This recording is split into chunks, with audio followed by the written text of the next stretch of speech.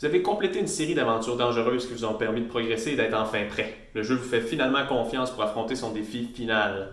Aujourd'hui, on parle de bataille de boss. Ludos, c'est parti!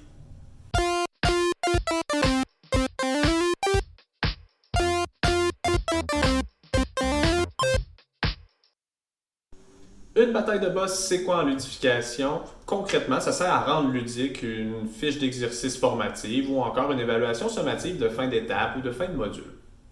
Le concept ici, c'est de prendre le défi qui représente l'évaluation et de le transposer dans un univers fictif. Puis on se demande, de quoi aurait l'air mon évaluation si elle était un boss, une créature ou un ennemi à vaincre dans un jeu?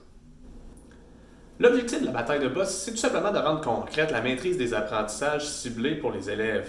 Étant face à un ennemi, les élèves vont s'investir davantage dans la préparation au défi. Et devant le fait accompli, ils vont être en mode jeu vidéo, ils auront une créature à vaincre. L'immersion fait tout le travail parce que pour le reste, ça reste une évaluation des plus traditionnelles.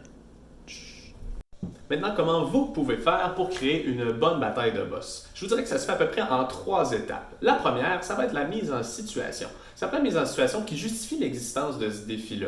Il faut que cette mise en situation-là soit liée à votre thème, au déroulement de l'histoire de votre jeu.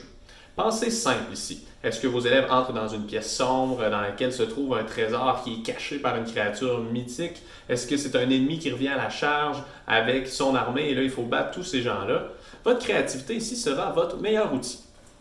En deuxième, ça prend une tâche à accomplir et il faut expliquer celle-ci aux élèves. Généralement, on va tout simplement leur dire qu'ils ont une créature à battre et pour vaincre celle-ci, ils vont devoir obtenir un nombre de points de dommage que vous aurez ciblé. Ça peut être par exemple la note de passage pour l'examen.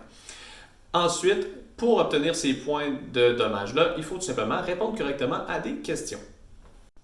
Troisièmement, il est préférable d'illustrer le défi à accomplir. Ici, je vous suggère d'investir une page complète de votre évaluation pour placer premièrement la mise en situation, ensuite une image de l'ennemi à vaincre. Ici, ça peut être une image que vous trouvez sur Internet ou une que vous dessinez vous-même si vous avez des talents là-dedans, ce qui n'est pas mon cas personnellement.